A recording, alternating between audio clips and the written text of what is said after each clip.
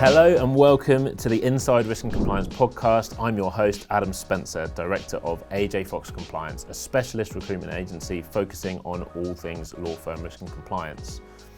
I have seen so many people carve amazing and fulfilling careers in this space, and it really has been a pleasure speaking to people who enjoy doing what they do every day. However, one thing that has really stood out to me is how hard it can be for people to access the bigger picture outside of their team, outside of their firm. We created this podcast to share with you some of the insights, experiences, and stories of the most interesting people succeeding inside risk and compliance. In today's episode, we are talking to Jessica Cook, a senior risk and compliance professional working in the world of offshore. Jessica gave us some insight into working in jurisdictions such as the Cayman Islands and the BVI, the different sorts of compliance challenges they face, and how Hollywood has had a role to play in misconceptions about these offshore jurisdictions. Hope you enjoy. So Jessica, welcome to the podcast. How are you doing? I'm good, thank you. Good. Well, thank you so much for coming. So obviously we've done a little bit of an introduction, but it'd be great if, for the benefit of our listeners, you could just give a bit of an intro about yourself and how you found yourself working in law firm risk and compliance. Okay. So I'm Jessica Cook. I have been working in risk and compliance in law firms now for like just over 14 years, I think it is. Yep. And like I think most people who've been doing it for the length of time I have and maybe longer it was completely by accident. Yeah. So seems to be the way for most people. I mean, you just don't know it exists. Or I said back in the day when I was at uni. But I finished up law school in Australia and was like, I want to go travelling. I don't want to be a solicitor. What am I going to do? So I packed up my bags and I moved to London at the height of like the global financial crisis. So not a great time to move to London to try and find a job, but I did it anyway. And yeah, I got a job just as an administrative assistant in a law firm in their business acceptance unit and was like, oh, what's this about? And got to grips with it pretty quickly and was like, oh, I don't hate this. This is all right. And yeah, moved my way up from there and that's it. I think for so many of us in this industry, maybe not the younger ones now because it's more like a career path that people actually do know about, I think sometimes. A little bit more, yeah. It certainly wasn't when I was at uni. If someone said compliance, I'd be like, what? I don't know. So yeah, I think accident is probably the best way to it's a common path, to be honest. It's I think we will see that change over time, but we're still yet to speak to 16-year-olds who know about it. But so when you found yourself in that first role working in a business acceptance function, what was it about the role that, I guess using your own words, you made you realise, I don't hate this? Yeah. I think it was for me, it's the nosiness. So I was doing sort of conflicts and the AML side, and the AML side always appealed to me because it was the investigation and looking into, what you've been given and does that all make sense and who is this person and what have they been attached to or what news sources can I find on them and I think basically because I'm nosy, it was the right kind of line of work for me. So yeah. Fantastic. And obviously from there, you moved into the world of offshore law. And that's obviously something we're really keen to speak to you about today because I think there are a lot of people out there who've got absolutely no exposure to that space, maybe have some preconceptions that are wrong about the area, maybe don't really understand what it is. I remember, I think, catching up with you when you were relatively new in working in that space, and you described the learning curve as being quite dramatic. So I think what would be really fantastic for our listeners today is if you could help give a bit of insight into, what is offshore. Yeah, but also a little bit about what are the misconceptions that people have of this space and what's it actually like. Yeah, I definitely did before I started because I remember because you placed me at my role when I first started with Maples, and I was like, oh, I don't know about offshore, and I think that's one of the things I've learned in hindsight is like always take the opportunities because actually you never know when you get your teeth stuck into. Yeah. Offshore is different from a law firm perspective because it's not just law that they do. Certainly the big offshore firms, they tend to get involved in trust and company service provision as well. And so they kind of are tied hand in hand. So the type of work that you do is far more varied. It's far more detailed. And I think there's huge misconceptions about like, oh, it's offshore, therefore it's dodgy or they haven't done anything, and which is just so wrong. Right. I remember when I moved to the offshore world and I had gone from like this massive team and I was going to be the solo bod in our London office. It didn't last that long it didn't last, just with me for that long, but it was like a huge learning curve. It was new legislation. I mean, the thing that always kills me as well is like the UBO EU, UK, we go down to 25% as is standard. Some jurisdictions do slightly less, but like the offshore world works to a 10% UBO threshold, and they know more about what's going on with their clients, I would say, than most UK. It's probably overly dramatic, and I'll put my foot in it there, but like it certainly doesn't deserve the reputation that I think a lot of people have, and I think that's mainly to do with like Hollywood and I don't know, films that Tom Cruise has been in or whoever, and it's, you know, you can't just set up a Cayman bank account like ever. It's so difficult. And the steps you have to go through, the reasons you need one have to be like through the roof. So it's, I think the whole jurisdictions get such a terrible reputation. I mean, back in the day, it probably was a bit, you know, Wild West, and that's why. But it hasn't been like that for decades. So, they kind of do deserve a bit of slack being cut for. and I guess I'm here to ask some of the stupider questions, I guess, because I know less about the space, but also for the benefit of listeners who don't know. So, when you're talking about the percentage levels for UBOs, are we saying that you'll investigate people who own a smaller percentage of the so entity? If someone holds 10% or more, then we'd be looking, whereas in the UK you only really have to go to 25. I mean, I think for higher risk ones there's a bit more of a view that you bring that down, looking at everything on a risk-based approach, but it's their sort of status quo is a lot lower to begin with.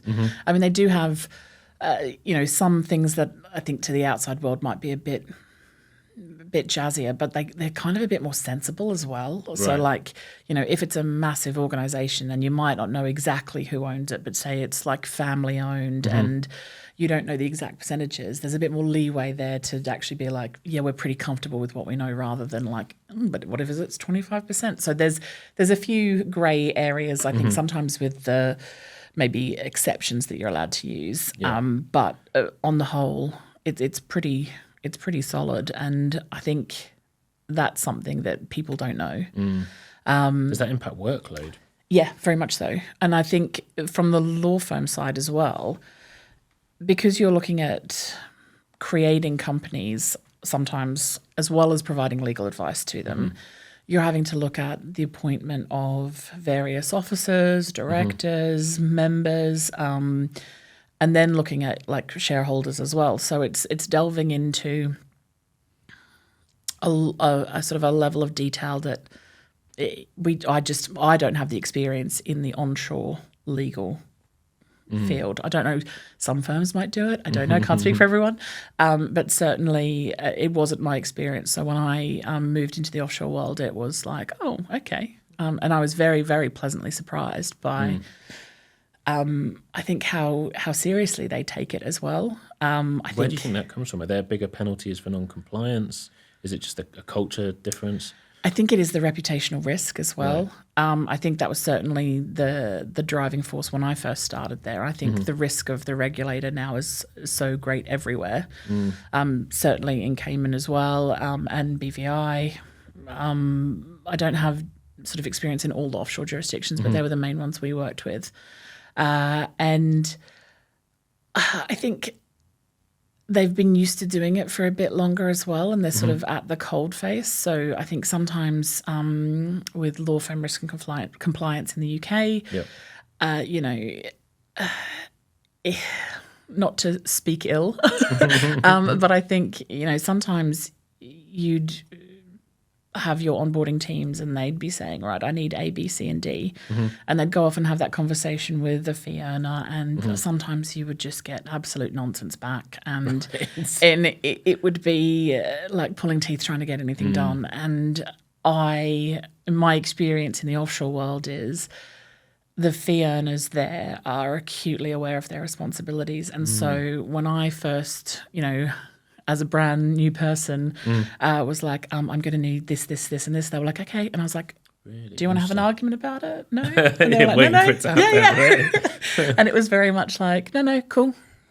And where does that come from? Are they being educated at a different point during their journey? Possibly. Right. I don't really know. I think they are just used to doing stuff because it is slightly different, because it's not just legal advice often. Yep.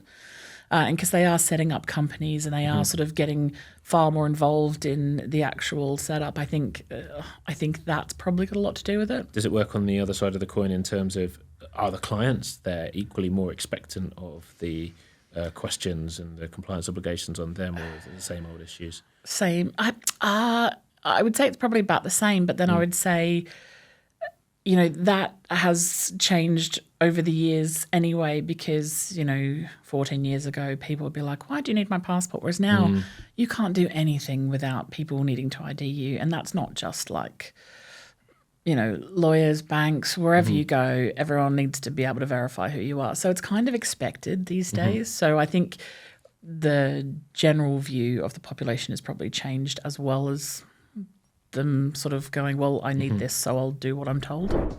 I just wanted to take a moment out to thank our amazing sponsor, the International Compliance Association. The ICA are the leading professional body for the global regulatory and financial crime community, offering professional qualifications, world-class events and training.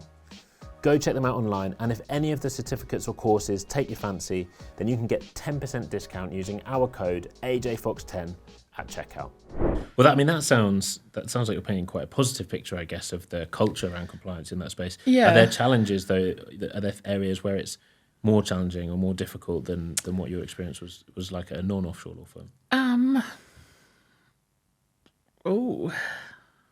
Or just generally, what have you found the challenges? The challenges are because of the reputation, I think, that the offshore world has.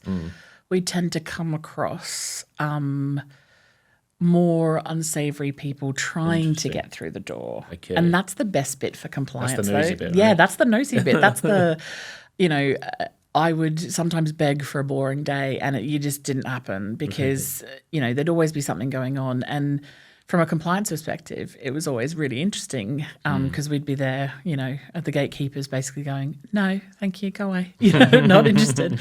But it was certainly, I don't know, you kind of felt a bit more involved as well. And maybe it was the size of the organisation I was with. And certainly they're like a large offshore offering, but you kind of felt more involved as well. So I think if you come from a big onshore compliance team, you'd often escalate, a PEP, or you'd escalate a high-risk matter, or you'd escalate a concern or a suspicion of some kind, and you'd never really see what happened to it. And so you didn't know if you were on the right track or what you were doing, but actually you kind of got to see a bit more and how it impacts and what that looks like in sort of real time. And I don't know, I think it keeps the engagement there as well. I think it was definitely, I don't know, maybe that is because I'm nosy. No, but it sounds like you're describing an environment where, like you say, people are close to what's going on and they're getting that opportunity to learn and grow, as opposed to, you know, just being stuck knowing what they need to do but not why. I think so. I suppose that probably depends on the people you work with as well and the kind of setup you have with your teams. But yeah, I think that was always the thing that I thought was better, where in the offshore world we kind of had that sort of view that actually you need to know why things are happening, because the risks are very real. I mean, they're still real in the onshore world, but they're they're perhaps more frequent Yeah. in the offshore. Yeah. Just because it is that reputation that people go, oh, I'll just set up a Cayman company to do this, and we're just like, no, you can't do that. So, but thanks for coming. No, that's great. And before off camera, before we started recording, we were talking about some of the other attributes that I guess are needed to be a good risk and compliance professional. And something you mentioned was the softer skill sets. What sort of soft skill sets have you found have been useful for perhaps you in your career, or do you think are important for people trying to forge a path in risk and compliance? I think it's you need to be able to create trust within the risk and compliance team, but also within the business, because you are so often the person turning around and saying no to people, and they have to be able to trust that you're saying no for the right reasons, and that you know what you're doing, and that you're approachable and willing to listen, because actually, on paper it could be a no, but actually they might know something that means that no becomes a yes, or vice versa. Yep. So it's the paying attention to what's going on around you, I think, is such a massive part of it, and actually being able to stand strong if you believe in something as well, and keeping that backbone when you need to, but doing it with a smile on your face, and making sure that people know that when you're going to sort of lay down the law, that they're like, okay, yep, understood. And how do you get them to appreciate that when you're saying no, it's for good reason?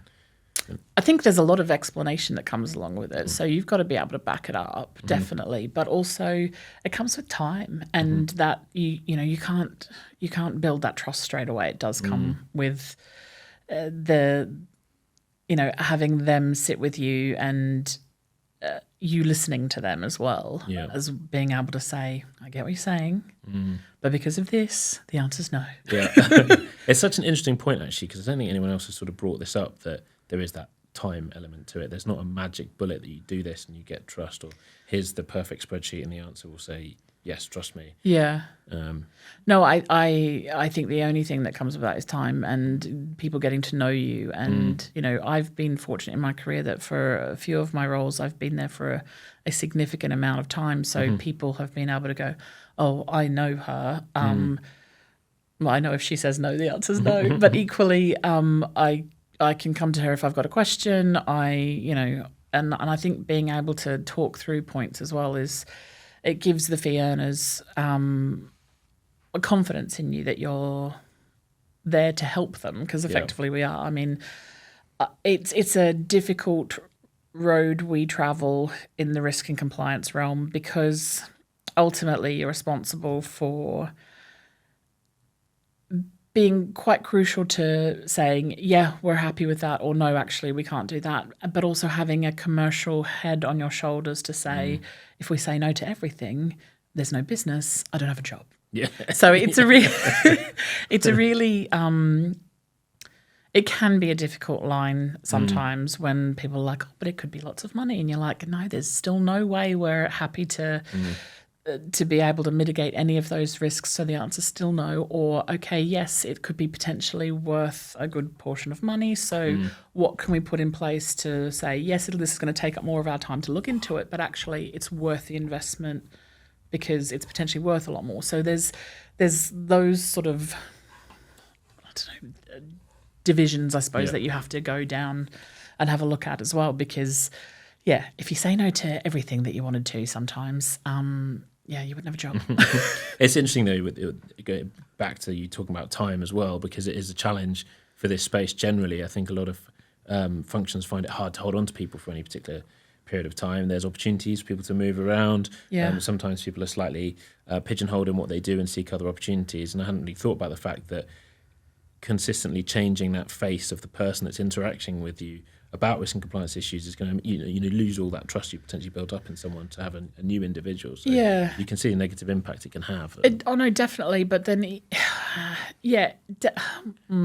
agreed. But having said that as well, I'd say in my career, I've been promoted in each job I've had So the job I started on wasn't the job I left on. Yeah. But at the same time, I left previous roles because there wasn't room enough for me to grow. Yeah. So you do have It's a common to, story. you do have to move around as well. So, and if you don't, you do get pigeonholed, and you don't have as much exposure to the weird and wonderful worlds of what else is going on out there. So, it's, I don't know, flip a coin really. And those soft skill sets that people need to build those relationships and to gain that trust, and for yourself, do you feel like you've learnt those and been taught those? Do you feel like they are innate? Do you feel that they are skills that you can teach other people? How do we get our compliance professionals? I think some are possibly inbuilt. Maybe that's because I'm the middle child of three. So I think maybe that has helped. Always the peacekeeper, but I think you definitely can teach them as well. I don't think there's anything you can't really be taught or you can't learn yourself. If you've got a good enough head on your shoulders, there's no reason why. You mentioned listening as well, before we started recording, as being such an important skill as well. And there's a lot that can be taught around just active, real listening as well. So, yeah, I mean, I could be better at that, I think. But no, I think it's one of those things that my previous team has always been like, you've stopped listening, haven't you? And I'm like, yeah, I'm so sorry, you're going to have to start from the beginning. But at least you're giving the signal. They can see. No, they know.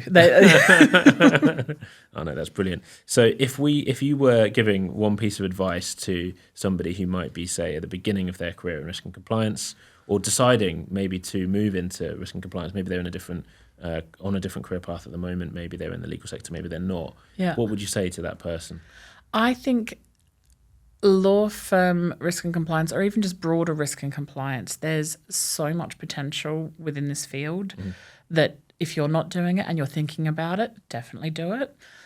Take those opportunities. You will have to start from, bottom up, I suppose, but that's the way it goes. But I think there's so much potential, and you don't even realize it when you first start what there else is out there. I mean, I think I always joke about this because compliance basically ends up being the home of everything that no one else knows where to put it.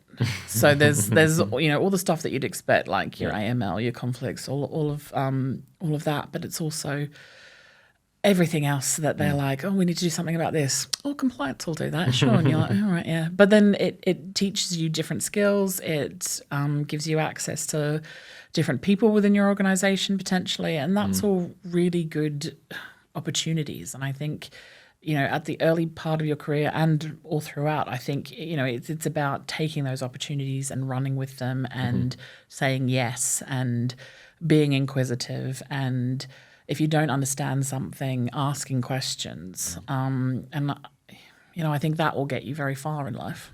I totally agree. Well, Jessica, that's been fantastic. Thanks so much for taking the time out to come on the podcast. It's been great having you. Thank you very much. We really hope you enjoyed listening to today's podcast as much as we enjoyed recording it. If you did, please do us a huge, huge favour and share it with a friend or a colleague.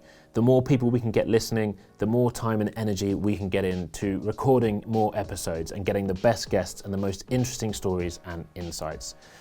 I want to say a huge thank you to the ICA for their support, to Ty and Karem here in the studio, and a massive thanks to Kat for making sure everything runs so smoothly behind the scenes. Don't forget to subscribe to the podcast, follow us on LinkedIn to make sure you never miss an episode. Thanks for listening.